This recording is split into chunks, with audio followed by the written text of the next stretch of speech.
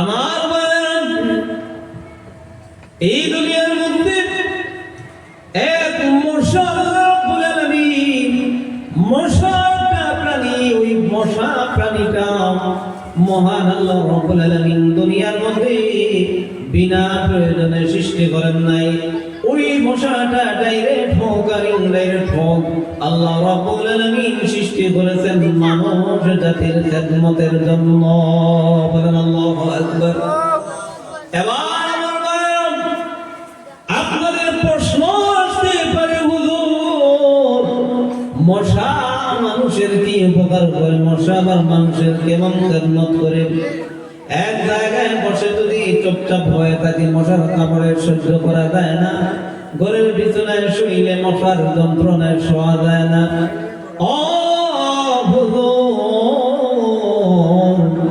এবার বলুন তো মশাটা আল্লাহ রাব্বুল আলামিন মানুষের কোন উপকারের জন্য দুনিয়ার জগতে সৃষ্টি করেছে?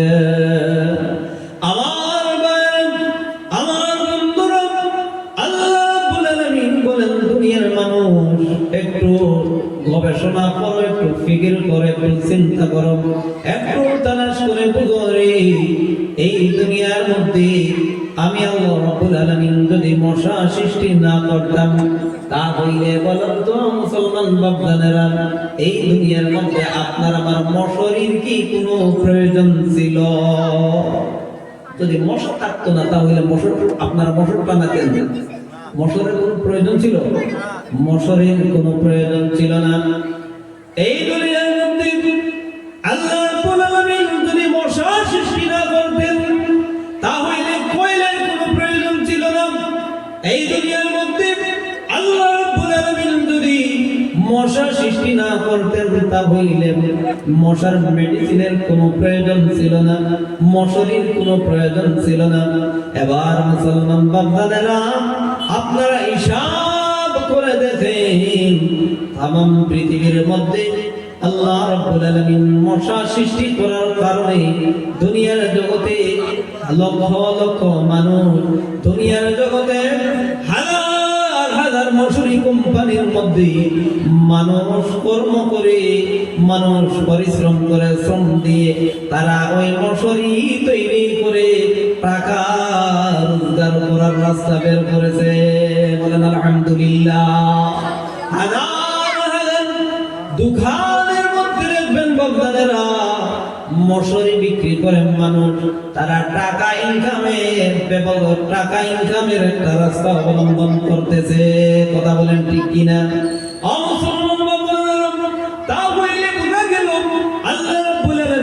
মশাটা আপনার আমার উপকারের জন্য সৃষ্টি করেছে। তাও শেষ নয়, আপনি মশারি কোম্পানি ব্যতীত মশার মেডিসিনের দিকে আপনি একটু লক্ষ্য করুন। ওই মশার মেডিসিন তৈরি করে মানুষের উপকার হচ্ছে, ওই মশার কয়েল বিক্রি করে মানুষের উপকার হচ্ছে। কথা বলেন ঠিক কিনা? মুসলমান বাপদাদেরা তেমনি ভাবে দুনিয়ার সমস্ত লোকের পিছনে আল্লাহ রাব্বুল আলামিন শুধু ক্ষতির পথ দেন নাই, অপকারও আছে। বলেন সুবহানাল্লাহ। আমার মুসলমান বাপদাদেরা শুধু তাও শেষ নয়, আমার আল্লাহ রাব্বুল আলামিন ডাক দিয়ে বলেন বান্দা শুনো, দুনিয়ার জগতে আমি মশা তোমাদের জন্য সৃষ্টি করেছে, তোমাদের খেদমতের জন্য। বান্দারে দুনিয়ার জগতে মশা শুধু অনার্থ তোমাকে কামড় দেয় নাই, আর অনার্থ তোমাকে কষ্ট দেয় নাই। রে বান্দা, আমি তোমার শরীরের মধ্যে এমন একটা রোগ দিয়েছি, আর এমন এক মুহূর্তে তুমি আমার দরবারের বান্দা, এই রোগের শিফার জন্য তুমি আমার বান্দা, তুমি আমার বান্দা হিসেবে আমি আল্লাহর কাছে দুটি হাত বাড়িয়ে দিয়েছো, আর শিফার জন্য তুমি আমার কাছে পানা চাইতেছো। বান্দারে এই মুহূর্তে আমি তোমার দোয়াটা আমি কবুল করে নিলাম, আর কবুল করে নেওয়ার পর আমি তোমার শরীরের রোগটা তোমার শরীর থেকে আমি নিয়ে যাব।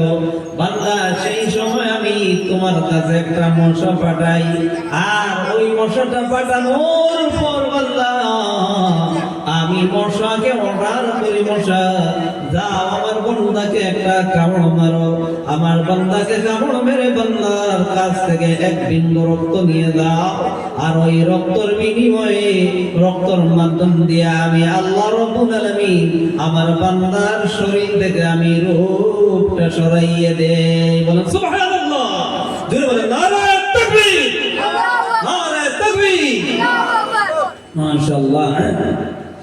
আমার মুসলমান ভাই, এতে বোঝা গেল আল্লাহ রাব্বুল আলামিন এই দুনিয়ার মধ্যে যত মাখলুক সৃষ্টি করেছেন, কোন মাখলুক দুনিয়ার জগতে আল্লাহ তাআলা অযথা অনার্থক সৃষ্টি করেন না।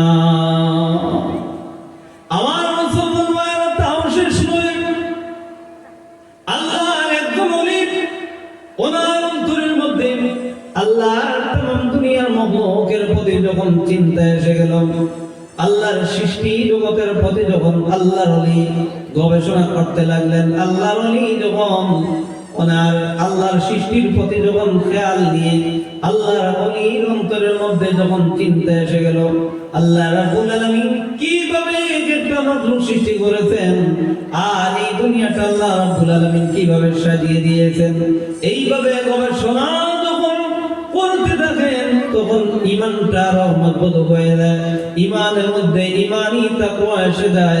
একদিন আল্লাহর ওলি হায়াতুল হায়াওয়ান কিতাবের মধ্যে এসেছে, ও মুসলমান বান্দারা, আল্লাহর ওলি একদিন নদীর কিনারের মধ্যে দাঁড়িয়ে গেলেন। দাঁড়ানোর পর দেখেন ছোট্ট একটা বিচ্ছু নদীর কিনারের মধ্যে গিয়ে খোঁজাখুঁজি করতেছে, আর দেখেন আল্লাহর ওলি নদীর উপর কচুরি পানাগুলো নদীর পানির উপরে ভেসে ভেসে ভেসে ভেসে আসতেছে। আল্লাহর ওলি তাকিয়ে দেখেন একখানা কচুরি পানা যখন ওই নদীর কিনারের মধ্যে যখন লেগে গেল, আর ওই কচুরি পানার উপর ওই ছোট্ট বিচ্ছুটা উঠে যায়, আল্লাহর ওলি আশ্চর্য হয়ে যান। নদীর পানির ঢেউয়ে আস্তে আস্তে ওই কচুরি পানাগুলো যখন নদীর মধ্য দিয়ে নিতে যাচ্ছে, তখন আল্লাহর ওলি চিন্তা করলেন, মানুষ নদী পার হওয়ার জন্য নৌকার প্রয়োজন হয়, কিন্তু আল্লাহ রাব্বুল আলামিন ওই বিচ্ছুর জন্য কচুরির পানাটা নৌকা বানিয়ে বিচ্ছুটাকে কিভাবে নদীটা পার করতেছে। আল্লাহর ওলি ওই বিচ্ছুর কাহিনীটা, ওই বিচ্ছুর এই ইতিহাসটা দেখার জন্য একখানা নৌকা নিয়ে যখন নদী ওই বিচ্ছু কচুরি পানাওয়ালা ওই বিচ্ছুর পেছন দিক দিয়ে যখন যাওয়া শুরু করতে লাগলেন, এইভাবে যেতে না যেতে মুসলমান বাগদানেরা নদীর অন্য কিনারের মধ্যে লেগে গেল। লেগে যাওয়ার পর ওই বিচ্ছুটা কচুরি পানার উপর থেকে বিচ্ছুটা নেমে সোজা চলতে আছে। আল্লাহর ওলি চিন্তা করলেন, ওই বিচ্ছুটা এত সুন্দরভাবে নদীটা পার হয়ে গেল, আল্লাহর কত বড় কুদরত, আল্লাহর কত বড় মেহেরবানি। বিচ্ছুর পিছন দিক দিয়ে যখন আল্লাহর ওলি হাঁটা শুরু করতে লাগলেন, দেখি ওই বিচ্ছু না অন্য কিছু।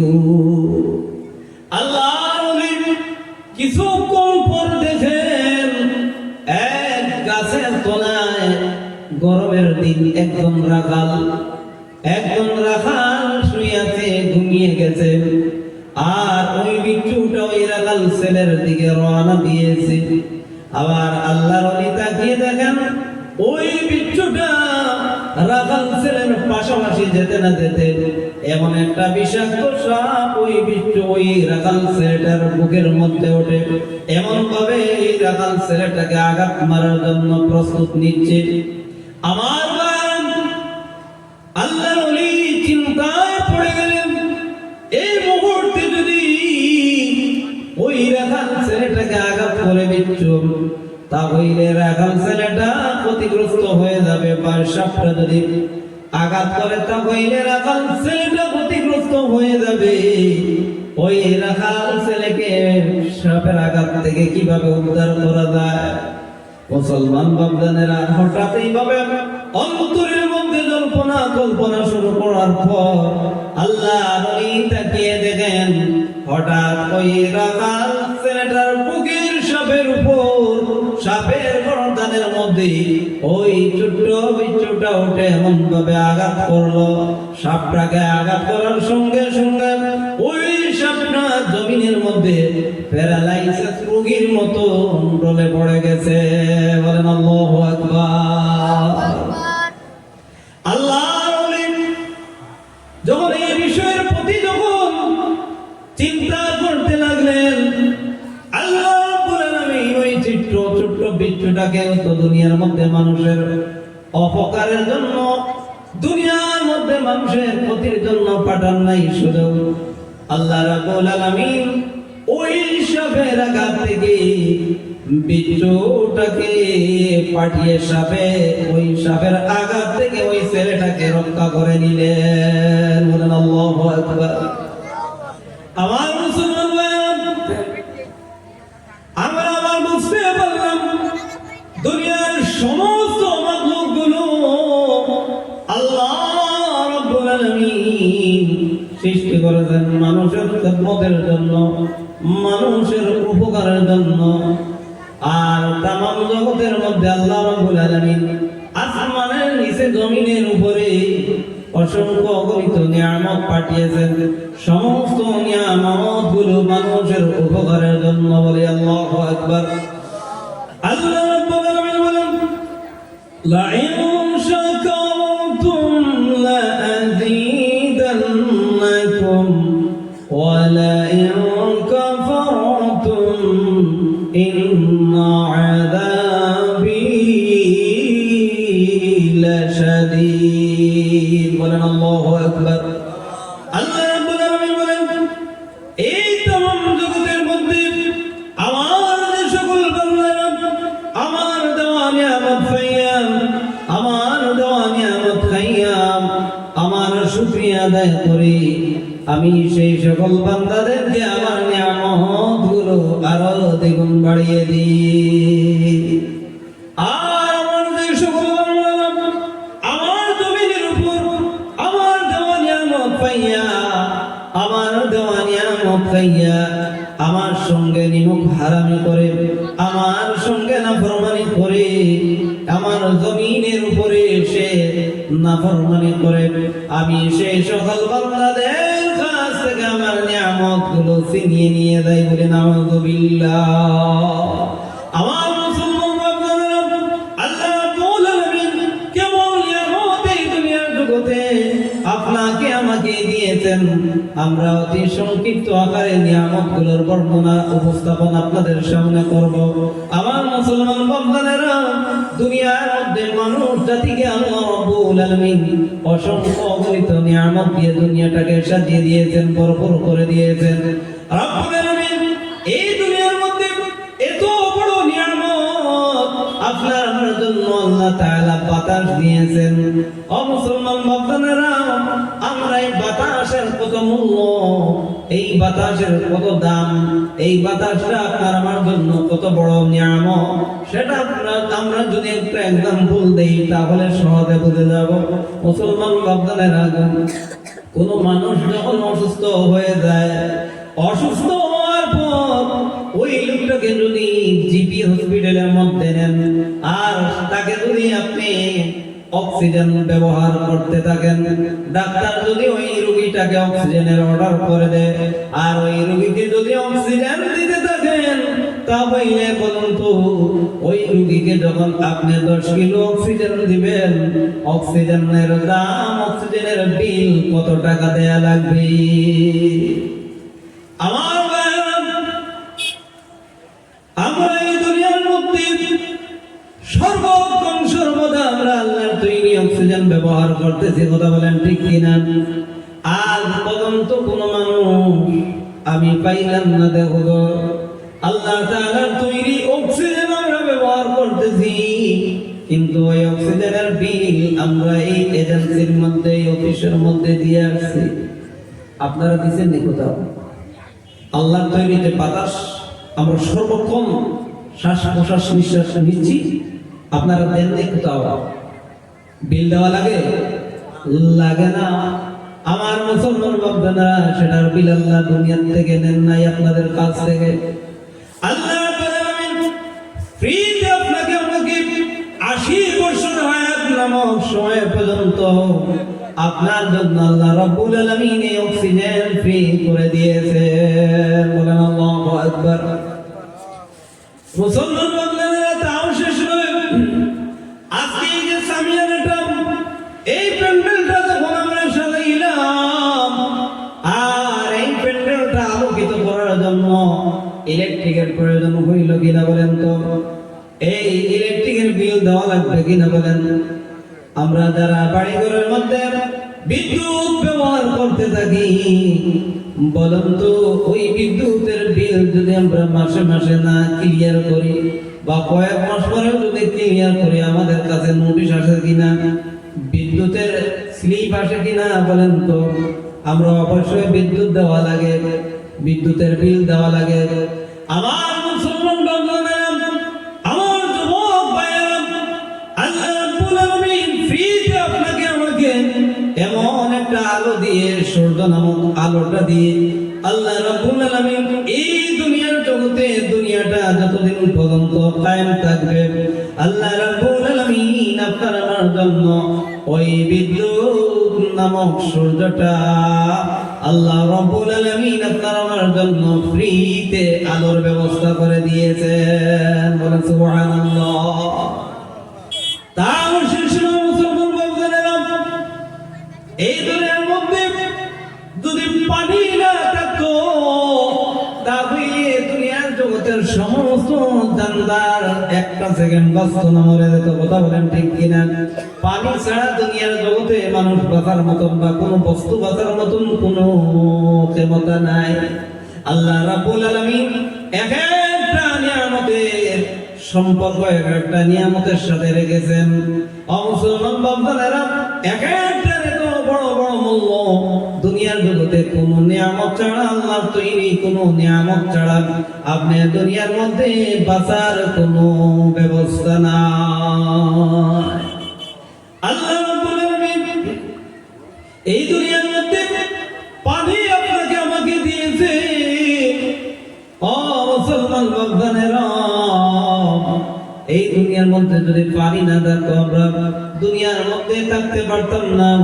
তেমনি ভাবে মুসলমান বান্দারা, এই দুনিয়ার তাম আপনার আমার জন্য বড় উপকারী। আপনার আমার জন্য আল্লাহ রাব্বুল আলামিন দুনিয়ার জগতে সৃষ্টি করে দিয়েছে।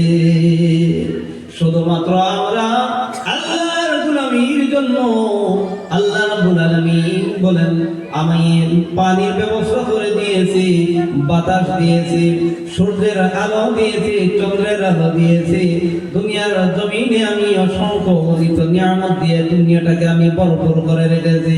আমার বান্দা যখন চাইবে, আমার বান্দাকে আমি যেইভাবে তার রিজিক নির্ণয় করেছি, সেইভাবে আমার বান্দার কাছে আমি রিজিকটা দিয়ে দেব। সুবহানাল্লাহ। নারে তাকবীর। হযরত মাওলানা তাশরিফুদ্দিন সালেহী সাহেব একটু জিকির করে আল্লাহুম্মা সাল্লি আলা সাইয়্যিদিনা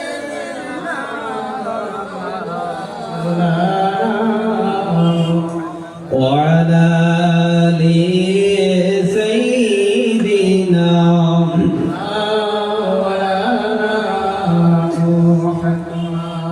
আল্লাহুম্মা সাল্লি আলা সাইয়্যিদিনা মাওলানা মুহাম্মদ ওয়া আলা আলি সাইয়্যিদিনা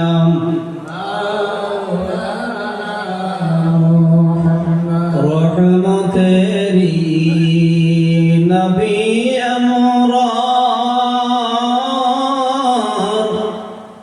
বরকতেরি খাজিনা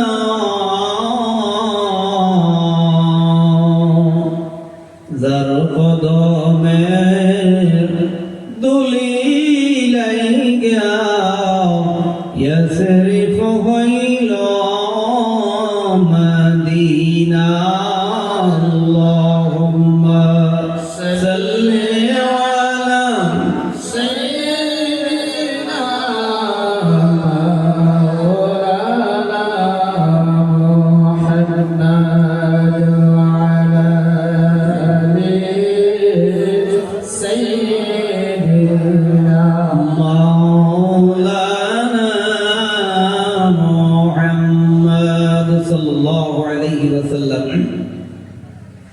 আমার মনে হয় এখনো যদি আমরা বিভিন্ন চা হোস্টেল খোঁজ নেই, এই প্যান্ডেল থেকে চা হোস্টেল আর মানুষ বেশি পাওয়া যাবে। কথা বলেন ঠিক কিনা?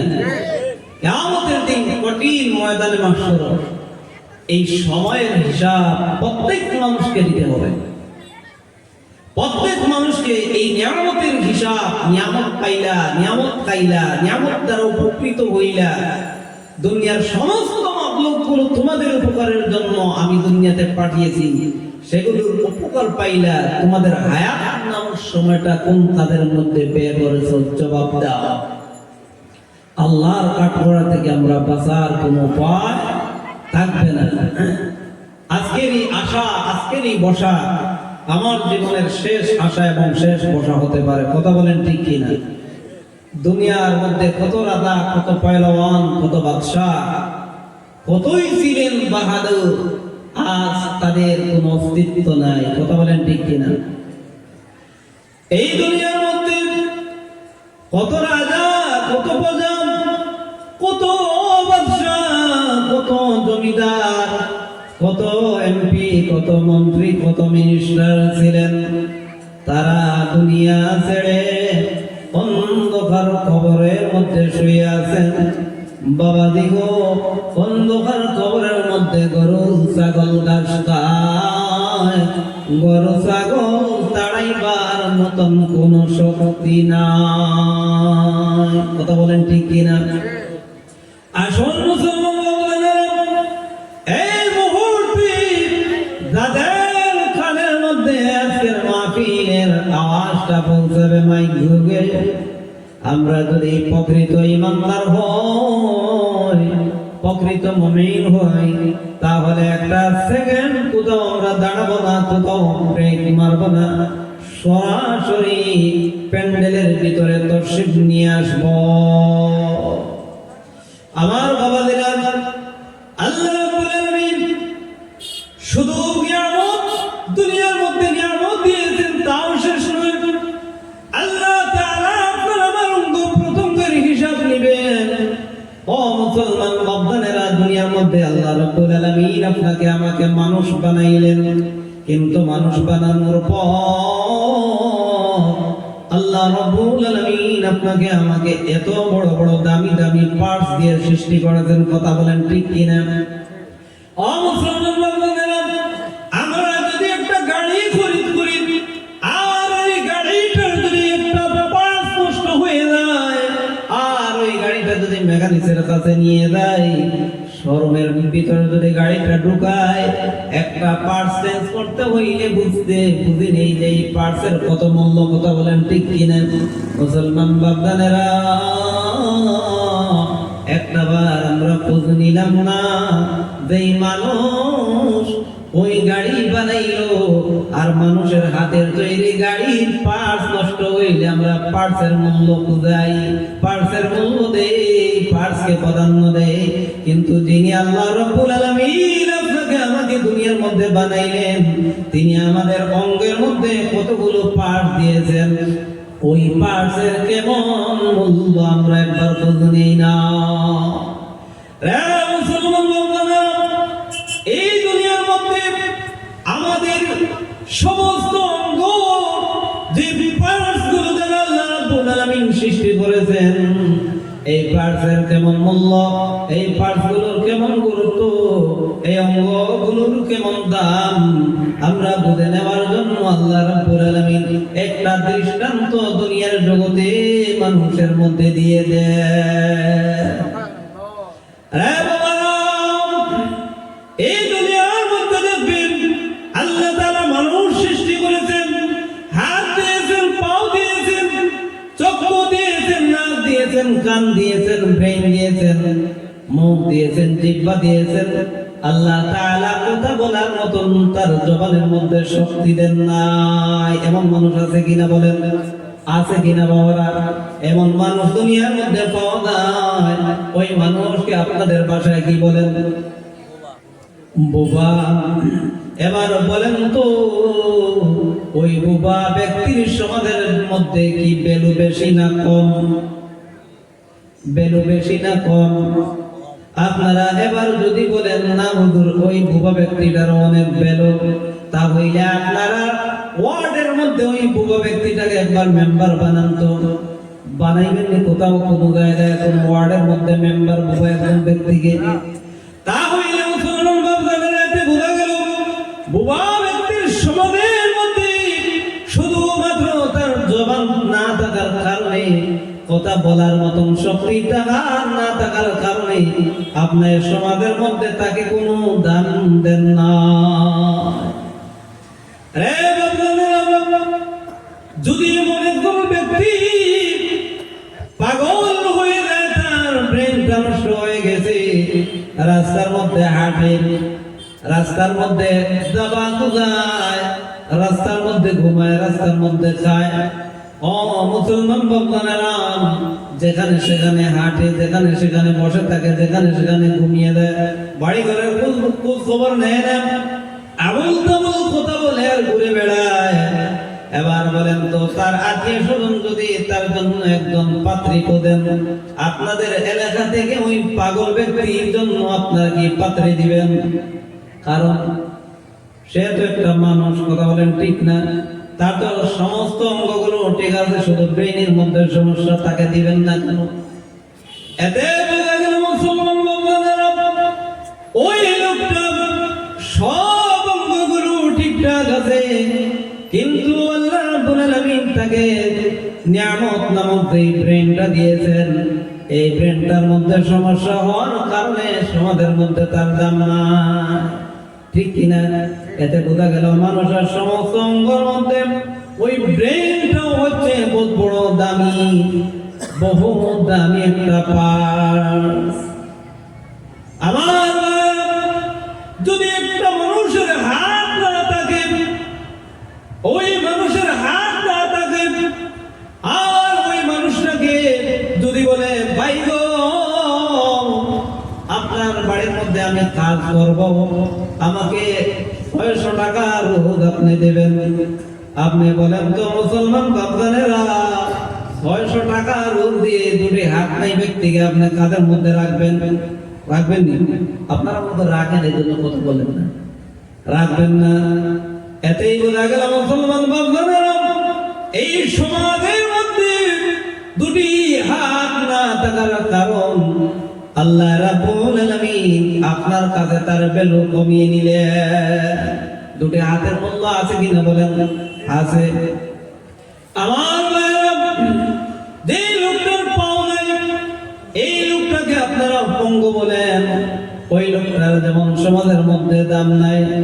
আমার মুসলমান বাপজান গো, যে লোকটার চোখের মধ্যে আল্লাহ তাআলা দেখার মতন কোনো দৃষ্টি দেন নাই, দেখার মতন কোনো পাওয়ার নাই, এই লোকটাকে আপনারা অন্ধ বলে সম্বোধন করেন, তেমনি ভাবে ওই লোকের কোনো দাম না। মুসলমান বাপদানেরা, আল্লাহ রাব্বুল আলামিন এত বড় বড় নিয়ামত দিয়ে আপনাকে আমাকে দুনিয়ার মধ্যে আল্লাহ তাআলা মানুষ বানাইছেন। বলেন আল্লাহু আকবার। আমার বাপদানেরা, আল্লাহ রাব্বুল আলামিন কেন মানুষ বানাইলেন? আল্লাহ তাআলা বলেন, শুধু আমার বান্দা কে আমি আটটা সুন্দরভাবে বানিয়ে দিয়েছি। আমার বান্দার হাত ছাড়া আমি দুনিয়ার মধ্যে পাঠাই না। আমার বান্দা এই হাত দ্বারা আমার গোলামি করবে, কথা বলেন ঠিক কিনা? আমার বান্দা আমার জগৎটাকে তার চক্ষু দ্বারা দেখবে, তার প্রয়োজন আমার এই চক্ষু দ্বারা তার প্রয়োজনটা কভার করবে, এবং আমার গোলামির মধ্যে তার চক্ষুটা ব্যবহার করবে, কথা বলেন ঠিক কিনা? আমার বান্দাকে আমি বোবা বানাইলাম না, আমার বান্দার জবানের মধ্যে আমি কথা বলার মতন সুযোগ দিয়েছি। আমার বান্দাকে আমি দুনিয়ার মধ্যে আমার এই সুযোগটা আমি করে দিলাম। আমি যদি চাইতাম তাহলে আমার বান্দাকে আমি তার পাশের বাড়ির চাচাতো ভাইয়ের মতো বোবা বানিয়ে দিয়ে দিতাম, কিন্তু বান্দাকে আমি বোবা বানাইলাম না। এই বান্দারা আমি আল্লাহকে আল্লাহ বলে ডাকবে। বলেন আল্লাহু আকবার। আমার বান্দাকে আমি পাগল বানাইলাম না।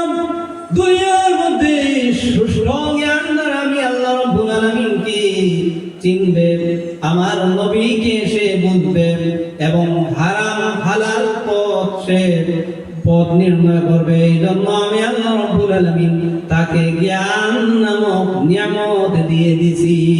বলেন আল্লাহু আকবার। শুধুমাত্র মুসলমান বান্দারা আল্লাহ রাব্বুল আলামিন এই ব্যবস্থা, এই সুন্দর দৃশ্য, এই সুন্দর আকৃতি দিয়ে আল্লাহ রাব্বুল আলামিন আপনাকে আমাকে মানুষ বানাইলেন শুধুমাত্র আল্লাহ তাআলার ইবাদত করব। বলেন আল্লাহু আকবার। আসুন মুসলমান ভাইরা, এতক্ষণ পর্যন্ত আল্লাহ রাব্বুল আলামিন এই দুনিয়ার মধ্যে আপনাকে আমাকে মানুষ হিসাবে সৃষ্টি করেছেন। মানুষ কেন বানাইলেন আমরা এই আয়াত দ্বারা প্রমাণিত হয়ে গেলাম। প্রমাণিত পাইছি কিনা বলেন? আল্লাহ তাআলার গোলামীর জন্য, আল্লাহ তাআলার ইবাদতের জন্য দুনিয়ার মধ্যে আল্লাহ রাব্বুল আলামিন আপনাকে আমাকে সৃষ্টি করেছে। আসুন মুসলমান, তারপর দুনিয়ার মধ্যে আল্লাহ রাব্বুল আলামিন নিয়ামতগুলো কেন দিয়েছেন, কেন নিয়ামতগুলো সৃষ্টি করেছেন তাও আমরা বুঝে নিলাম। ও মুসলমান বান্দারা, মানুষ আল্লাহ রাব্বুল আলামিন বানাইলেন, কিন্তু মানুষের জন্য আল্লাহ রাব্বুল আলামিন স্পেশাল ভাবে একটা নিয়ামত দিয়েছেন। এই নিয়ামতের নাম হইল হায়াত। বলেন আল্লাহু আকবার। এই হায়াত নামক সময়টা আল্লাহ রাব্বুল আলামিন দুনিয়ার মধ্যে মানুষকে দিয়েছেন। কাউকে দিয়েছেন 80 বছর, কাউকে দিয়েছেন 100 বছর, কাউকে দিয়েছেন 70 বছর, কাউকে দিয়েছেন 60 বছর। কথা বলেন ঠিক কিনা?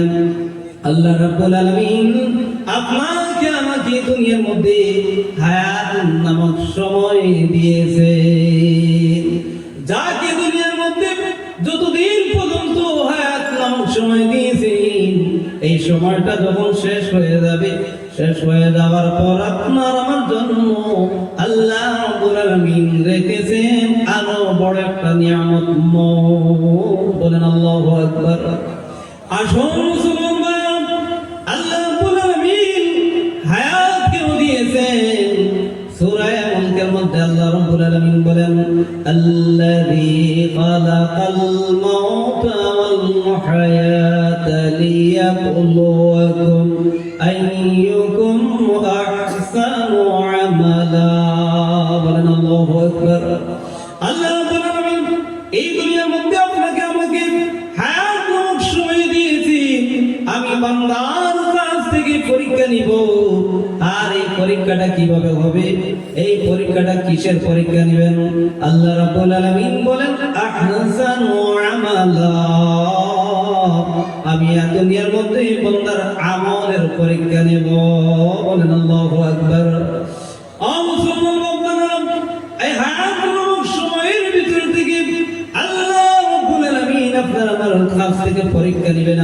আমরা আল্লাহর দরবারে এই সময়ের ভিতরে আমলের পরীক্ষা দেব। আর এই আমলের পরীক্ষা দিয়ে যখন আমরা কামিয়াবি হব, আমরা কামিয়াবি হলে পরে আল্লাহ রাব্বুল আলামিন এই কামিয়াবির বিনিময়ে আপনার আমার জন্য রেখেছেন জান্নাত। বলেন আল্লাহু আকবার। এই পরীক্ষাটা কোন সিস্টেমে হবে? আল্লাহ বিষয়টা কিভাবে হইবে আমরা ছোট্ট একটা এক্সাম্পল দিয়ে বুঝে নিই সহজে।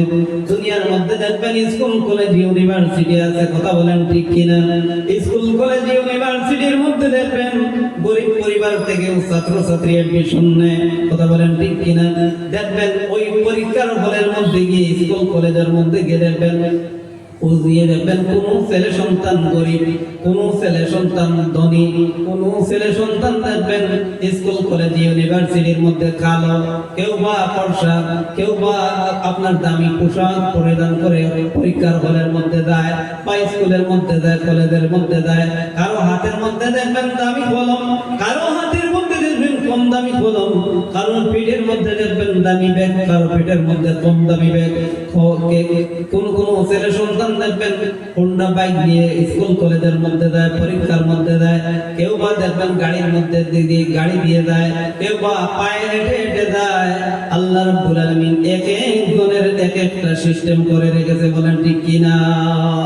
মুসলমান বান্দারা, এই স্কুল কলেজ ইউনিভার্সিটির ছাত্র ছাত্রীগুলোর মধ্যে এমন পার্থক্য ব্যবধান আছে, কিন্তু আল্লাহ রাব্বুল আলামিন এইভাবে দুনিয়ার সমস্ত মানুষের মধ্যে এইভাবে স্তর রেখেছেন, বিভিন্ন ব্যতিক্রম রেখেছেন। কেউ বা দেখবেন রিক্সা চালক, কেউ বা ঠেলা চালক, কেউ বা কৃষিজীবী, কেউ বা মাস্টার, কেউ বা ফরেস্টার, কেউ বা অফিসার, কেউ দেখবেন ডাক্তার, কেউ বা ইঞ্জিনিয়ার, কেউ বা পুলিশ, কেউ বা ওসি, কেউ বা ডিসি, কেউ বা মন্ত্রী, কেউ বা মিনিস্টার। কথা বলেন ঠিক কিনা? এই দুনিয়ার মধ্যে দেখবেন কেউ বা কালো, কেউ বা বর্ষা, কেউ বা টাকাওয়ালা, কেউ বা আপনার গরিব, কেউ বা জমিদার, কেউ বা আপনার অনেক কিছু হয়ে গেছে। এই দুনিয়ার মধ্যে মানুষের মধ্যে যেমন ব্যতিক্রম পাওয়া যায়, স্কুল কলেজ ইউনিভার্সিটির ছাত্র ছাত্রীর মধ্যেও তেমনি ভাবে ব্যতিক্রম পাওয়া যায়। কথা বলেন ঠিক কিনা? কিন্তু যখন দেখবেন স্কুল কলেজ ইউনিভার্সিটির ছাত্র ছাত্রীর মধ্যে যখন পরীক্ষা নেওয়া হয়, পরীক্ষার প্রশ্নের মধ্যে দেখবেন 3 ঘন্টা সময় দেওয়া হয়। এই 3 ঘন্টা সময়ের ভিতরে, বছরের ভিতরে যা পুঁজি তৈরি করেছো তার আনসার দিতে হবে। কথা বলেন ঠিক কিনা মুসলমান বাপজানেরা? এই 3 ঘন্টা সময়ের ভিতরে ছাত্র ছাত্রীগুলো পরীক্ষার হলের মধ্যে গিয়ে দেখবেন সুন্দরভাবে পরীক্ষার প্রশ্ন অনুযায়ী তার আনসার দিতেছে। কথা বলেন ঠিক কিনা? যখন ইনচার্জরা ওই পরীক্ষার সময় যখন শেষ হয়ে যায়, সময়টা শেষ হয়ে যাওয়ার পর ওই ছাত্র ছাত্রীর সামনে থেকে পরীক্ষার পেপারগুলো যখন টেনে টেনে নিয়ে যাবেন, আর যখন ওই পরীক্ষার পেপারগুলো যেই স্যারের কাছে দায়িত্ব থাকবে, যিনি ওই পরীক্ষার পেপারগুলো যখন যিনি দেখতে থাকবেন, মার্ক দেওয়ার যখন প্রয়োজন হয়, তখন প্রশ্নের এই আনসার অনুযায়ী ছাত্র ছাত্রীগুলোর মার্ক দেওয়া হয়। কথা বলেন ঠিক কিনা?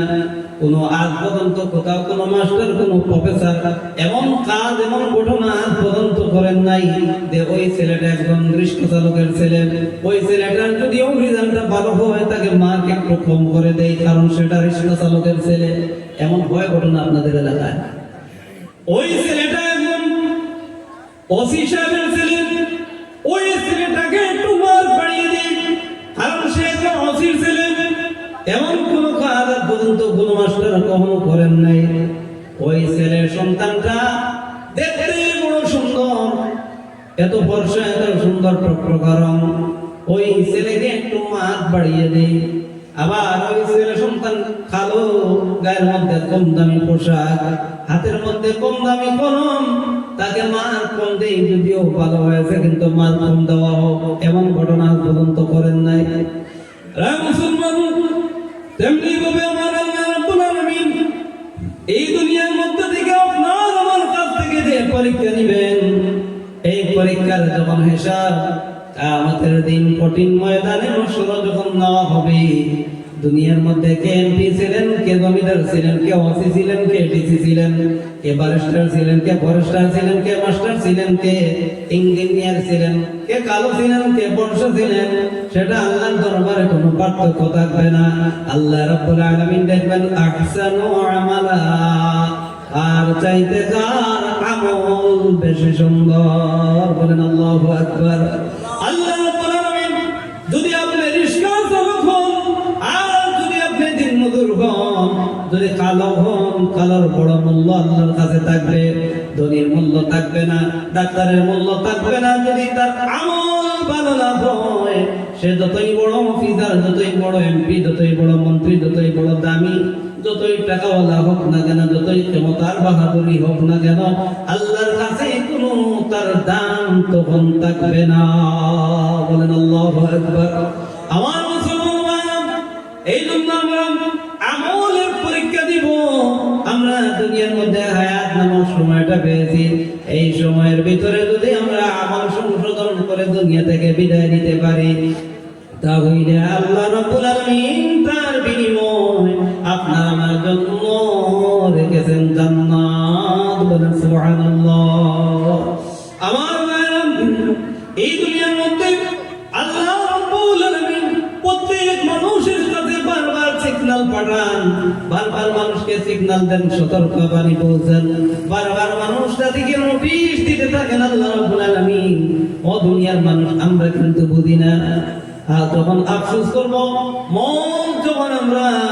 যখন আমরা মৌতের স্বাদ গ্রহণ করব, আমাদের দুনিয়ার সমস্ত লোভ লালচ ছেড়ে, দুনিয়ার মায়া ছেড়ে অন্ধকার কবরের মধ্যে যখন যাব, আল্লাহর দরবারে আমরা তখন আফসোস করব, আল্লাহ যদি জানতাম এই মুহূর্তে মৃত্যু হয়ে যাবে, মাবুদ গো, তাহলে আমার আমলটা আমি সুন্দর করে চলে আসতাম, আখের কবর পর্যন্ত আমি কবরের সামান তৈরি করে চলে আসতে পারতাম।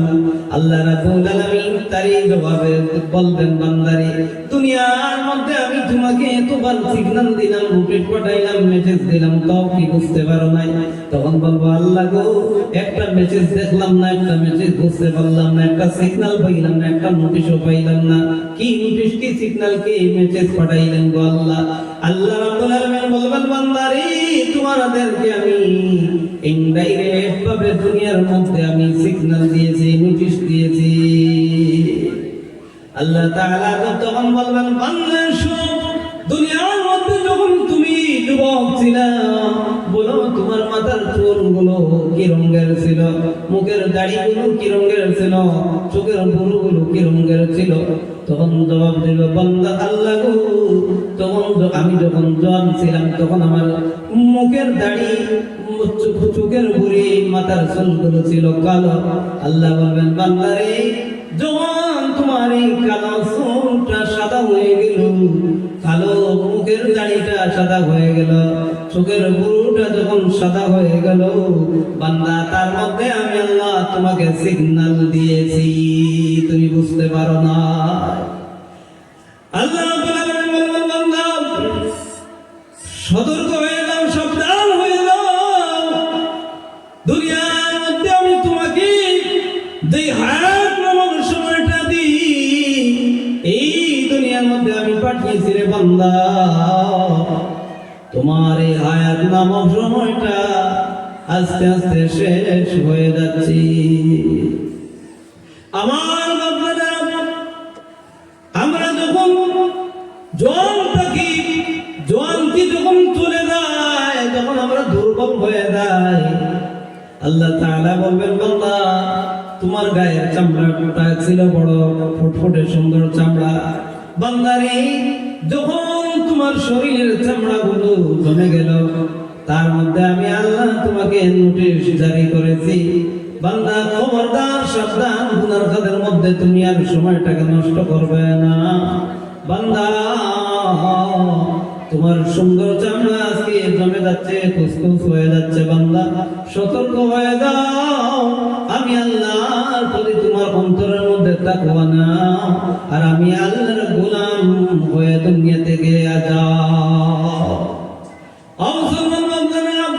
আল্লাহ রাব্বুল আলামিন আপনার আমার মুখের মধ্যে যে মজবুত দাঁত দিলেন, ওই দাঁতগুলো যখন আমরা আমাদের বয়স হয়ে যায়, মুখের সুন্দর সুন্দর দাঁতগুলো যখন চলে যায়, ওই দাঁতগুলো যখন চলে যায় মুখ থেকে, আল্লাহ রাব্বুল আলামিন এর মধ্য দিয়ে আপনার আমাকে সিগন্যাল পাঠান, মেসেজ পাঠান, আমরা বুঝতে পারি নাই। আপনারা চোখের মধ্যে পাওয়ার থাকে, বৃদ্ধ যখন হয়ে যায়, চোখের পাওয়ার গুলো যায় কোথায়? আমরা তা অবশ্য বুঝে নেওয়া উচিত। আমার শরীরের চামড়া জমে যাচ্ছে, আমার শরীর দুর্বল হয়ে যাচ্ছে, আমার চোখের দৃষ্টি কমে যাচ্ছে, মুখের দাঁত গুলো চলে গেল, আমি দুনিয়ার মধ্যে আর বেশিক্ষণ থাকবো না, বেশি দিন থাকবো না, অতএব আমি দুনিয়ার মধ্যে আল্লাহর প্রকৃত গোলাম হয়ে দুনিয়া থেকে যাওয়া লাগবে। বলেন সুবহানাল্লাহ। আমার দুনিয়ার হায়াত নামটা এত সংকীর্ণ, যদি দুনিয়ার মানুষকে আল্লাহ রাব্বুল আলামিন 80 বছর 100 বছর পর্যন্ত মানুষকে আল্লাহ রাব্বুল আলামিন যদি হায়াত দিয়ে থাকেন, কিন্তু মুসলমান বাবারা আমরা বুঝতাম হায়াত নামক সময়টা হলো এমন এত বেশি সংকীর্ণ, এত বেশি সংকীর্ণ, আল্লাহ রাব্বুল আলামিন এত সংকীর্ণ সময় দিয়ে দুনিয়ার মধ্যে আপনাকে আমাকে পাঠাইলেন। আল্লাহর পয়গম্বরকে আল্লাহর নবীর একজন সাহাবী ডাক দিয়ে বলল, ইয়া রাসূলুল্লাহ, ইয়া হাবিবাল্লাহ, ওগো আল্লাহর নবী, যদি দুনিয়ার মধ্যে জানতে পারতাম আল্লাহ রাব্বুল আলামিন কতদিন হায়াত নামক সময় দিয়ে পাঠাইছেন, অগ্রিম যদি জানতে পারতাম আল্লাহ রাব্বুল আলামিন এই দুনিয়ার মধ্যে আপনাকে আমাকে কতদিনের হায়াত দিয়ে দুনিয়ার মধ্যে পাঠাইলেন, তাহলে আমরা আমল সংশোধন করে দুনিয়ার থেকে আখিরাতের পুঁজি তৈরি করে দেওয়ার মতন একটা সুব্যবস্থা করে নিতে পারতাম। আল্লাহ রাসূল সাল্লাল্লাহু আলাইহি ওয়াসাল্লাম ডাক দিয়ে বললেন, রাসূল, এই দুনিয়ার মধ্যে আল্লাহ রাব্বুল আলামিন মানুষের হায়াত নামক সময়টা এমন করেছেন, দুনিয়ার জগতে প্রত্যেক মানুষের আযান হয়ে গেছে, আর আযান থেকে নামাজ, শুধুমাত্র নামাজের ভিতরের যে সময়টা বাকি আছে। সাহাবী শুনো, মসজিদের মধ্যে যখন আযান হয়ে যায়, আযান থেকে জামাত শুরু হওয়ার আগ মুহূর্ত পর্যন্ত যে সময়টা পাওয়া যায়, এই সময়টা প্রত্যেক মানুষের জন্য মনে করতে হায়াত নামক সময়। প্রত্যেক ইমানদার, প্রত্যেক মুমিন, প্রত্যেক মুত্তাকি মনে করত দুনিয়ার মধ্যে আমার আযান হয়ে গেছে, এখন নামাজ বাকি আছে। এই আযান থেকে নামাজের ভিতর পর্যন্ত যে সংকীর্ণ সময়, এই সময়ের ভিতরটা আমার দুনিয়ার জগৎ। কারণ মুসলমান বাপদাদেরা, দুনিয়ার মধ্যে যখন আমরা জন্ম নেই তখন আমাদের আযান কামত হয়ে যায়। কথা বলেন ঠিক কিনা? আজ পর্যন্ত কোথাও কোনো কবরস্থানে পাইলাম না, কোনো জানাজার নামাজে পাইলাম না যে জানাজার নামাজের মধ্যে আযান এবং ইকামত হয়েছে। আপনারা পাইছেন? পাইনি। কারণ এই দুনিয়ার মধ্যে জানাজার নামাজের মধ্যে আযান হয়ে না, ইকামত হয় না। আযান তো হয়ে গেল, ইকামত তো হয়ে গেল, এখন শুধু নামাজটা বাকি। যখন এই বিশ্বাসের নিঃশ্বাসটা আমাদের যখন শেষ হয়ে যাবে, ও মুসলমান বাপদাদেরা, তখন শুধুমাত্র আপনার আমার জন্য অপেক্ষা করবে নামাজ। মানুষকে যখন এলান করে দেওয়া হবে, অমুক আব্দুল করিম আর দুনিয়ার মধ্যে নাই, উনি ইন্তেকাল করেছেন, জানাজার নামাজ আগামীকাল 10 ঘটিকায়। এই 10 ঘটিকার সময় জানাজার নামাজ শুরু হয়ে যাবে। মুসলমান বাপদাদেরা, তখন কোনো আযানের প্রয়োজন নাই। অতএব মুসলমান বাপদাদেরা, প্রত্যেক মুমিনের অন্তরের মধ্যে এইভাবে তাকওয়া নিতে হবে। এইভাবে প্রকৃতভাবে যারা দুনিয়ার মধ্যে তাকওয়া নিয়ে দুনিয়ার জীবনটাকে পরিচালিত করেছে, তারা জামানার একজন আল্লাহর ওলি হয়ে দুনিয়া থেকে বিদায় নিয়ে গেছেন। বলেন সুবহানাল্লাহ। আমার মুসলমান ভাইরা, এই জগতের মধ্যে খোঁজ নিলে পাওয়া যায়, বল শহরের একজন প্রেসিডেন্ট ছিলেন। বলক নামক একটা জায়গা, একটা শহর, ওই শহরের একজন প্রেসিডেন্ট ছিলেন। একটা রাজ্য ছিল, দেশ ছিল, ওই জায়গার একজন প্রেসিডেন্ট ছিলেন। তিনার নাম হলো ইব্রাহিম বিন আদহাম রহমাতুল্লাহি তাআলা আলাইহি। ইব্রাহিম বিন আদহাম রহমাতুল্লাহি তাআলা আলাইহি জীবনের মধ্যে একটা ঘটনা বলে পাইলাম।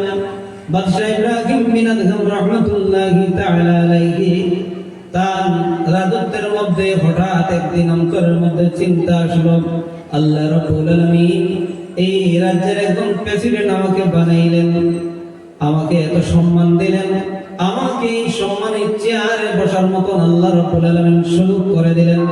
আমাকে আল্লাহ রাব্বুল আলামিন এত সুন্দর, এত দামি পোশাক পরার মতন আল্লাহ রাব্বুল আলামিন ক্ষমতা দিলেন, আমাকে যে শক্তি দিলেন, আমাকে আল্লাহ রাব্বুল আলামিন দুনিয়ার মধ্যে যে পাওয়ার দিলেন, আল্লাহ রাব্বুল আলামিন আমাকে যে হায়াত দিলেন, একদিন আমার এই হায়াত নামক সময়টা যখন শেষ হয়ে যাবে, আমি এই দুনিয়ার মায়া ছেড়ে, এই চেয়ার ছেড়ে, রাত পোশাক পরিধান আমার শরীর থেকে খুলে আমি দুনিয়া ছেড়ে অন্ধকার কবরের মধ্যে যাওয়া লাগবে।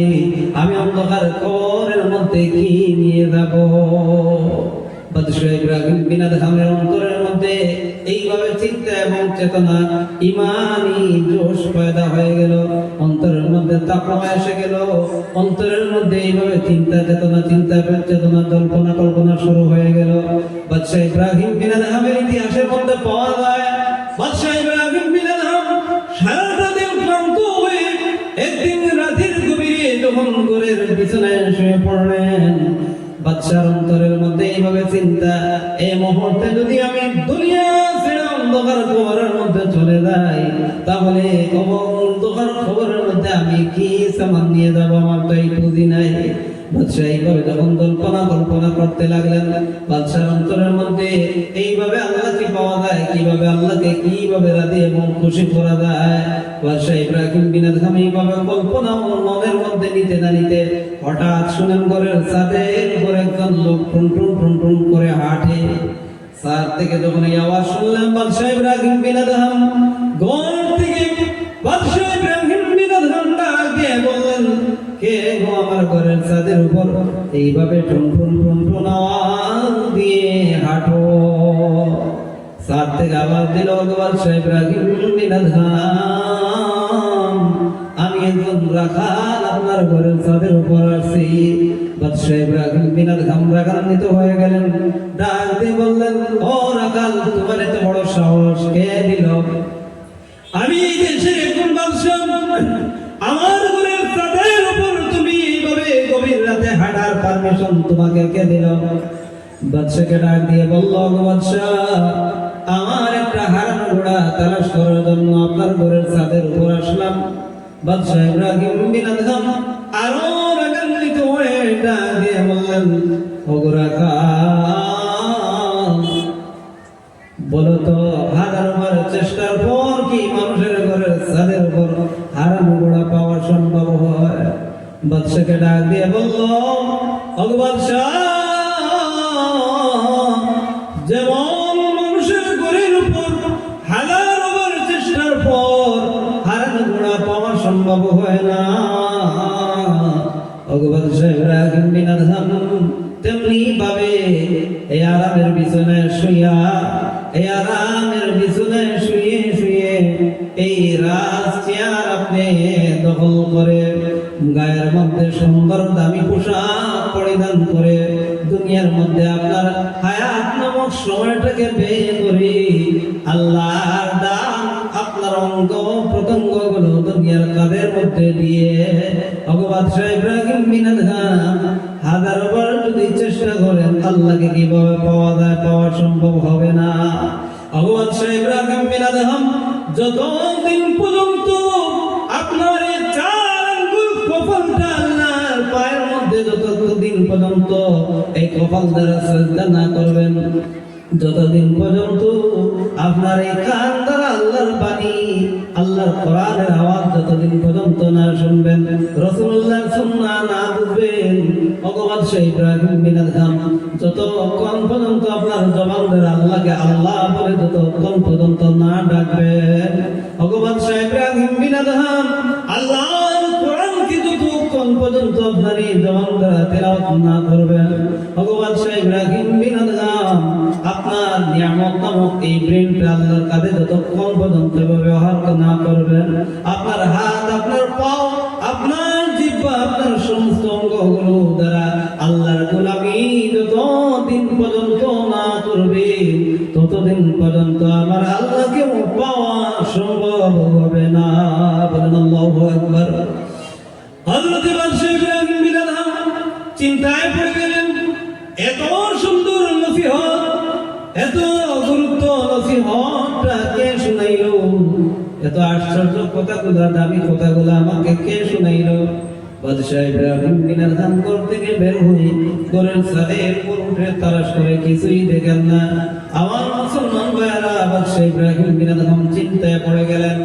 আবার পরের দিন বাদশাহ ইব্রাহিম বিন আদহাম তেমনি ভাবে সারাটা দিন ওনার নিজ দায়িত্ব পালন করে রাতের আধারে যখন বাদশাহ ইব্রাহিম বিন আদহাম একটু বিশ্রাম নেওয়ার জন্য, ঘুমাইবার জন্য বাদশাহ ঘরের মধ্যে যখন শুয়ে পড়লেন, বাদশাহ ইব্রাহিম বিন আদহাম আবার শুনে ঘরের ছাদের উপর কে জানি এইভাবে আবার হাঁটতে আছে।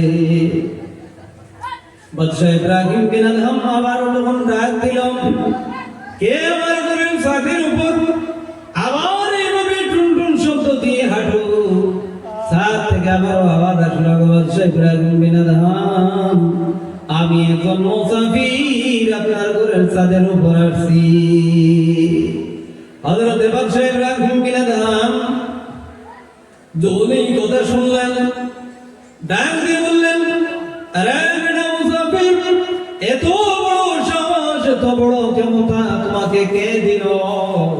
তুমি একজন মুসাফির লোক, আমি একজন বাদশার ঘরের ছাদের উপর গভীর রাতে তুমি কেন আসছো? ছাদ থেকে আওয়াজ দিল যখন আসলো, ঘর থেকে যখন আওয়াজ দিলেন এই কথা বলেন, ছাদ থেকে আওয়াজ দিল, বাদশা ইব্রাহিম বিন আদহাম, আমি যেমন মুসাফির, আপনি ওই বাড়ির মধ্যে একজন মুসাফির। বাদশা ইব্রাহিম বিন আদহাম ডাক দিয়ে বললেন, আমি তোমার কথা বুঝতে পারি নাই, আমি তোমার এই কোন যুক্তিতে এই কথা বললেন আমি মুসাফির? আমি এই বাড়ির মালিক, আমি আবার এই মুসাফির কিভাবে হয়? বাদশা ইব্রাহিম বিন আদহাম যখন এই কথাটা বললেন, বাদশা ইব্রাহিম বিন আদহামকে ডাক দিয়ে বলল, বাদশা ইব্রাহিম বিন আদহাম, আমি একজন মুসাফির, তেমনি আপনিও দেন এই বাড়ির মধ্যে একজন মুসাফির, তা আমি আপনাকে প্রমাণ দিয়ে দিব। বাদশা ইব্রাহিম বিন আদহাম রাহমাতুল্লাহি তাআলা আলাইহি যখন এই কথা শুনলেন বললেন, বলো তো আমি কিভাবে মুসাফির হই? বাদশা ইব্রাহিম বিন আদহাম রাহমাতুল্লাহি তাআলা আলাইহি ডাক দিয়ে বলল, আগো বাদশা ইব্রাহিম বিন আদহাম, বলেন তো আপনার পূর্বে বাড়ির মালিক কে ছিল? বাদশা ইব্রাহিম বিন আদহাম জবাব দিলেন, ওগো মুসাফির, আমার পূর্বে বাড়ির মালিক ছিলেন আমার বাবা। আবার ডাক দিয়ে বললেন, ওগো বাদশা ইব্রাহিম বিন আদহাম, আপনার বাবার পূর্বে বাড়ির মালিক কে ছিলেন? বাদশা ইব্রাহিম বিন আদহাম রাহমাতুল্লাহি তাআলা আলাইহি ডাক দিয়ে বললেন, আমার বাবার পূর্বে বাড়ির মালিক ছিলেন আমার দাদা। আবার বাদশা ইব্রাহিম বিন আদহাম রাহমাতুল্লাহি তাআলা আলাইহি ডাক দিয়ে বলল, ওগো বাদশা ইব্রাহিম বিন আদহাম, এবার বলেন তো আপনার পরে বাড়ির মালিক কে হবে? হযরত বাদশা ইব্রাহিম বিন আদহাম রাহমাতুল্লাহি তাআলা আলাইহি ডাক দিয়ে বললেন, ওগো বাদশা, ওগো মুসাফির, আমার পরে বাড়ির মালিক হবে আমার ছেলে সন্তান। আবার ডাক দিয়ে বললেন, ওগো বাদশা ইব্রাহিম বিন আদহাম, আপনার ছেলে সন্তানের পরে বাড়ির মালিক কে হবে? বাদশা ইব্রাহিম বিন আদহাম রাহমাতুল্লাহি তাআলা আলাইহি ডাক দিয়ে বললেন, আমার ছেলে সন্তানের পরে বাড়ির মালিক হবে আমার নাতিপতি। এবার ডাক দিয়ে বলল, ওগো বাদশা ইব্রাহিম বিন আদহাম, যেই বাড়ির মধ্যে আপনার দাদার হাতের নারকেল গাছের নারকেল আপনি ভোগ করতেছেন, আপনার দাদার হাতের নারকেল গাছের নারকেল আপনি বিক্রি করতেছেন, আপনার দাদার হাতের লাগানো নারকেল গাছ বাড়ির মধ্যে আছে, আপনার বাবার হাতের আম গাছ এই বাড়ির মধ্যে আছে, আপনার মায়ের হাতে সুপারি গাছ এই বাড়ির মধ্যে আছে। ওগো বাদশা ইব্রাহিম বিন আদহাম, এবার কথা থাকলে বলো, এই বাড়ির মধ্যে আপনার দাদা চিরজীবন থাকতে পারলো না, এই বাড়ির মধ্যে আপনার বাবা চিরজীবন থাকতে পারলো না, এই বাড়ির মধ্যে আপনিও চিরজীবন থাকতে পারবে না, এই বাড়ির মধ্যে আপনার ছেলে সন্তান চিরজীবন থাকতে পারবে না, যে বাড়ির মধ্যে আপনার নাতি পন্থী চিরজীবন থাকার কোনো অর্ডার নাই। ভগবান ইব্রাহিম বিন আদহাম, তা হইলে বলুন তো আপনি ওই বাড়ির মধ্যে একজন মুসাফির না থেকে হন? বলুন সুবহানাল্লাহ। আমার মুসলমান ভাইরা, বাদশা ইব্রাহিম বিন আদহামের ইতিহাস খুললে পাওয়া যায়, শেষ পর্যন্ত বাদশা ইব্রাহিম বিন আদহাম এই দুটি নসিহত শুনে রাজত্ব ত্যাগ করে বাদশাহী ছেড়ে দিয়ে, গায়ের পোশাক ছেড়ে দিয়ে, চেয়ার ছেড়ে দিয়ে বাদশা ইব্রাহিম বিন আদহাম আল্লাহর প্রকৃত গোলাম হয়ে আল্লাহর জামানার শেষ একজন আল্লাহর ওলি হয়ে দুনিয়া থেকে বিদায় নিয়ে গেছি। বলেন আল্লাহু আকবার।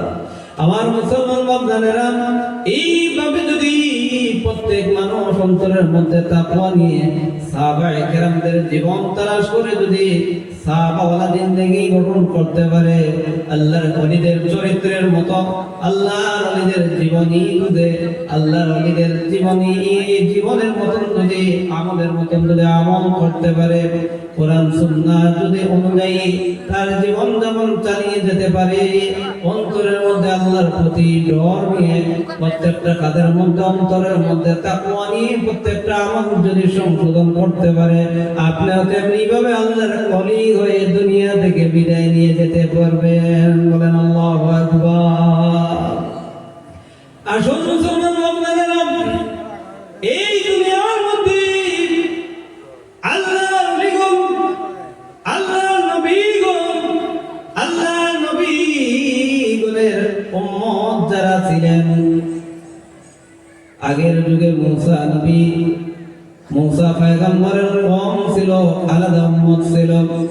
ঈসা পয়গম্বরের উম্মত আলাদা ছিল, দাউদ পয়গম্বরের উম্মত ছিল আলাদা।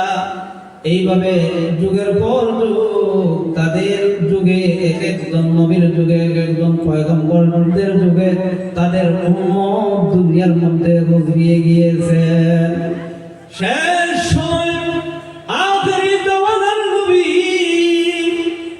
রাহমাতুল লিল আলামিন মায়ার নবী মুহাম্মদুর রাসূলুল্লাহ, সকলে বলি সাল্লাল্লাহু আলাইহি ওয়াসাল্লামের উম্মত হিসাবে আমরা দুনিয়ার মধ্যে এসেছি। বলেন আল্লাহু আকবার। আমার মুসলমান, আল্লাহর পয়গম্বর হযরতে মুসা আলাইহিস সালাতু ওয়াস সালামের ইতিহাস খুঁজলে পাওয়া যায়, ওনার জীবনী খুললে পাওয়া যায়। মুসা পয়গম্বরদের যুগে, মুসার কওমদের যুগে আল্লাহ রাব্বুল আলামিন একটা অলৌকিক ঘটনা ঘটাইছেন। আমাদের শিক্ষণীয়, আমরা শিক্ষা নেওয়ার জন্য, তাদেরকে ফলো করার জন্য আল্লাহ রাব্বুল আলামিন এক একজন নবী পয়গম্বরদের যুগে এক একজন আউলিয়া কেরামদেরকে আল্লাহ রাব্বুল আলামিন তাদেরকে অনেক মুজিজা দেখাইলেন।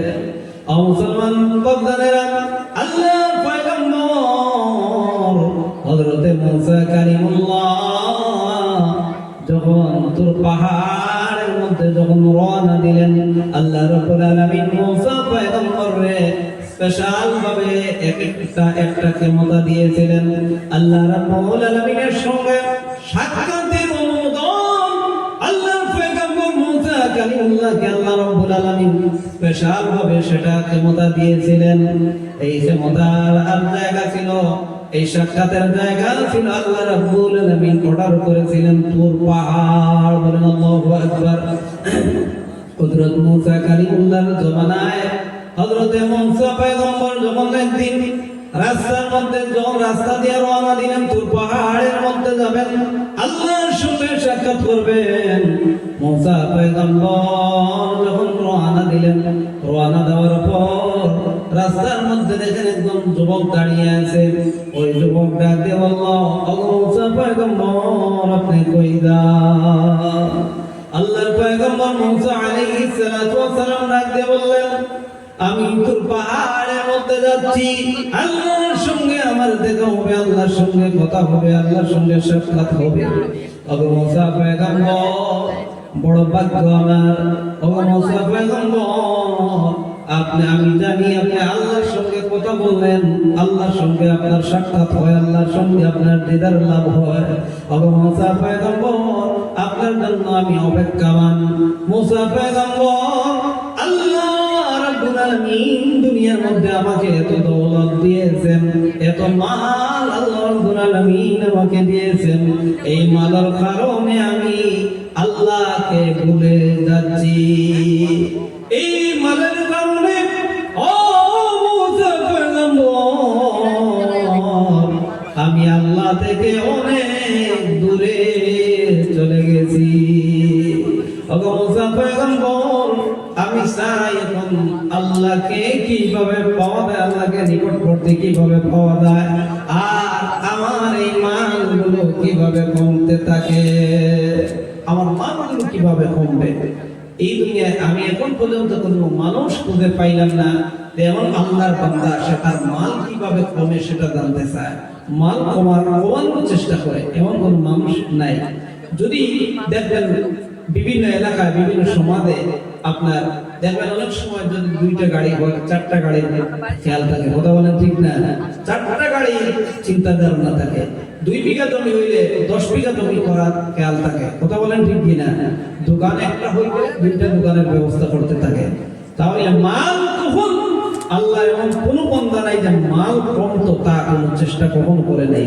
হযরত মুসা পয়গম্বরের যুগে ওই মুসা আলাইহিস সালাতু ওয়াস সালামের ওই উম্মত মাল কিভাবে কমবে, সে আল্লাহকে আল্লাহর গোলামি করতে তার মাল দ্বারা অনেক পেরেশানি, তো ওই মালের পিছনে পড়ে ওই দৌলতের পিছনে পড়ে আল্লাহর কাছ থেকে সে দূরে আছে, তার মাল কিভাবে কমবে সেটা জানতে চায়। আল্লাহর পয়গম্বর মুসা আলাইহিস সালাতু ওয়াস সালাম বললেন, ঠিক আছে তোমার এই প্রশ্ন আল্লাহর দরবার থেকে আমি প্রশ্নের আনসার নিয়ে আসবো। চলে গেলেন, কিছু জায়গা যাওয়ার পর দেখেন একজন বৃদ্ধ লোক, একজন বৃদ্ধ মহিলা, গায়ের মধ্যে একখানা ছেঁড়া কাপড়, আর বৃদ্ধ মহিলা রাস্তার কিনারে বসে, বৃদ্ধ মহিলা শুধু খাটতে আছে। মুসা পয়গম্বরকে যখন দেখলো, দেখে বললো, মুসা পয়গম্বর আপনি কই যান? আল্লাহর পয়গম্বর মুসা আলাইহিস সালাতু ওয়াস সালাম ডাকতে বললেন, ওগো মহিলা, আমি আল্লাহর সঙ্গে সাক্ষাতের উদ্দেশ্যে তোর পাহাড়ের দিকে যাচ্ছি। আল্লাহর বান্দী ডাকতে বলল, ওগো মুসা পয়গম্বর, তাহলে আমার বড় সৌভাগ্য, আমি জানতে চাই আল্লাহ রাব্বুল আলামিন দুনিয়ার মধ্যে আমাকে এত গরীব কেন বানাইলেন? ও মুসা পয়গম্বর, আমার পরনের মধ্যে ছিলা একখানা কাপড়, দুসরা কোনো কাপড়ের কোনো ব্যবস্থা নাই গো, আমি এক বেলা খাইলে দুসরা বেলা খাওয়ার মতন আমার কোনো সামর্থ্য নাই, ওসিলত নাই, আমার কোনো ব্যবস্থা নাই। ওগো মুসা পয়গম্বর, আমি এত দরিদ্র শ্রেণীর মহিলা, আল্লাহ রাব্বুল আলামিন দুনিয়ার মধ্যে আমাকে এত গরীব কেন বানাইলেন জানতে চাই। আমার মুসলমান, ওই মহিলাকে আল্লাহর পয়গম্বর মুসা আলাইহিস সালাতু ওয়াস সালাম বললেন, ওগো মহিলা, ঠিক আছে তোমার সওয়াল আল্লাহর দরবারে নিয়ে দেব, তোমার সওয়ালের জবাব অবশ্যই আমি নিয়ে আসব। আল্লাহর পয়গম্বর মুসা আলাইহিস সালাম ওই মহিলা থেকে আরো কিছু জায়গা যাওয়ার পর দেখেন একজন যুবক, যে যুবকটার 2টি হাত নাই, 2টি পা নাই, ওই যুবকটা ডাক দিয়ে বলল, ওগো মুসা পয়গম্বর, ওগো মুসা পয়গম্বর, আপনি কই যান? মুসা পয়গম্বর ডাক দিয়ে বললেন, আমি আল্লাহর সঙ্গে সাক্ষাতের উদ্দেশ্যে তোর পাহাড়ের মধ্যে যাচ্ছি। আল্লাহর পয়গম্বর মুসা কালিমুল্লাহকে ডাক দিয়ে বলল, ওগো মুসা কালিমুল্লাহ, আমি বড় ভাগ্যবতী, আমি বড় আশাবাদী ছিলাম, আমি জানতে চাচ্ছিলাম আল্লাহ রাব্বুল আলামিন আমাকে দুনিয়ার মধ্যে কেন সৃষ্টি করেছেন? তার কারণ হলো আমার 2টি হাত নাই, আমার 2টি পা নাই, আমি আল্লাহর গোলামি পরিপূর্ণভাবে করতে পারি নাই। তাহলে আল্লাহ রাব্বুল আলামিন দুনিয়ার মানুষকে বানাইছেন আল্লাহর গোলামির জন্য, আমি বান্দাকে আল্লাহ রাব্বুল আলামিন দুনিয়ার জগতে কেন বানাইলেন? কেন আমাকে সৃষ্টি করেছেন আমি জানতে চাই। আমার মুসলমান ভাইরা, অতি সংক্ষেপে এই 3টা প্রশ্নের আনসারটা আমি সমাপ্ত করে নিচ্ছি। মুসা পয়গম্বর যখন আল্লাহর কাছ থেকে বিদায় নেওয়ার সময় ডাক দিয়ে বললেন, আল্লাহ গো, তোমার একজন বান্দা আমি আসার সময় আমি অতি সংক্ষেপে বলছি। মুসলমান বান্দারা, আল্লাহর পয়গম্বর মুসা ডাক দিয়ে বললেন, ওগো আল্লাহ, তোমার বান্দা একজন বান্দা সর্বপ্রথমে প্রশ্ন করছিল, আল্লাহ গো, দুনিয়ার মধ্যে তার দৌলত কিভাবে কমবে সেটা জানতে চায়। আল্লাহ রাব্বুল আলামিন তার প্রশ্নের জবাব দিলেন। এই প্রশ্নের জবাবটা হলো আসল, কথা বলেন ঠিক না? এতক্ষণ পর্যন্ত আমরা প্রশ্ন শুনলাম, প্রশ্ন শুনে যদি মুসলমান বান্দারা আমরা বাড়িতে চলে যাই, জবাব শুনলাম না, প্রশ্নটা বেকার, কথা বলেন ঠিক কিনা? এই প্রশ্নের জবাব আল্লাহ রাব্বুল আলামিন দিলেন। আমার বন্ধাকে বলে দিও তার ধন কমবে, সে যেন আজ থেকে যাকাত দেওয়া বন্ধ করে দেয়। এতিম গরিব দুঃখী অসহায় মানুষকে যেন সাহায্য সহযোগিতা তোমরা বন্ধ করে দেয়। আর আমি তাকে যে পরিমাণ দম দিয়েছি দুনিয়ার মধ্যে, এই দনের এই নিয়ামতের শুকরিয়া আদায় যেন বন্ধ করে দেয়। এই দোয়া আল্লাহ রাব্বুল আলামিনের পক্ষ থেকে মুসা আলাইহিস সালাতু সালামের জন্য। এই দ্বারা আমরা বুঝলাম দুনিয়ার মধ্যে কোন মানুষ আল্লাহর পক্ষ থেকে এই নিয়ামত পাইল, মানুষ যেই মাল পাইল, যেই দৌলত পাইল, হওয়ার পর যদি আল্লাহর দরবারে শুকরিয়া আদায় করে না, শুকরিয়া আদায় বন্ধ করে, তা হইলে দুনিয়ার মানুষ জেনে রাখো আল্লাহ রাব্বুল আলামিন তোমার অট্টালিকা ঠিকে রাখবেন না। কথা বলেন ঠিক কিনা? আর যদি আপনি যাকাতদার হন মুসলমান, আপনি কৃপণতামি করে আপনি যাকাত দেন নাই, যাকাত পরিপূর্ণভাবে আদায় করেন নাই, আল্লাহ রাব্বুল আলামিন আপনাকে যত বড় মালদার বানাইলেন, যতই দৌলত দেন না কেন, আপনার এই দৌলত টিকে রাখতে পারবেন না। এতিম দুঃখীদেরকে, গরিব অসহায়দেরকে যদি আপনি সদকা না করেন, তাহলে আপনার এই মালগুলোর মধ্যে বরকত থাকবে না, বরকত উঠে যাবে।